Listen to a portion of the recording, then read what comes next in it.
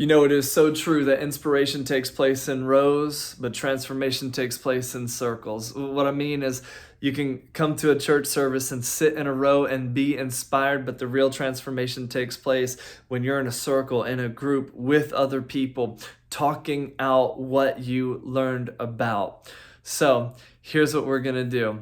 We want to see transformation take place in your life, and that transformation only happens when you're journeying with other people. Here's what I've come to find, that people are busy. We got all kinds of things going on. I can't do this. I don't have enough time for this. We feel overwhelmed and stressed out and freaked out. So rather than asking you to come to a group on a Tuesday night or a Wednesday night or a Thursday night, or carve out some other time of the week for you to sit in a circle with some other people and journey with them and see transformation take place in your life, what we're inviting you to do is to come be a part of a group this Sunday from 10 to 11:30, the same time you have carved out for a church service. We're just going to do that in a group. So you'd be in a church service already.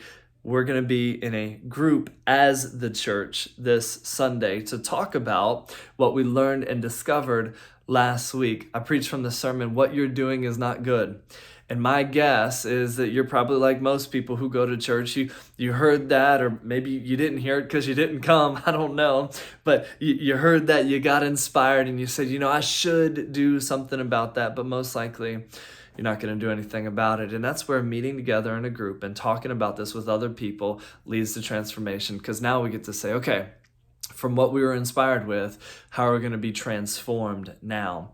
So this Sunday, February 13th, from 10 to 11:30, come on, we're going to meet together as the church in groups to talk about what we just experienced last week. We're going to get to know one another. We're going to build some relationships, and we're not going to go to church. We're going to practice being the church, because here's what I've discovered in my years of experience in ministry, that somebody can go to church, they can show up and sit in a seat and silently suffer, never saying anything.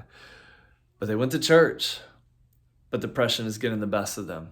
Their marriage is falling apart. Their life is looking like a wreck. Hey, I don't want that for you, and I don't want to create a kind of church where we sit anonymously in rows, getting inspired, but never being transformed.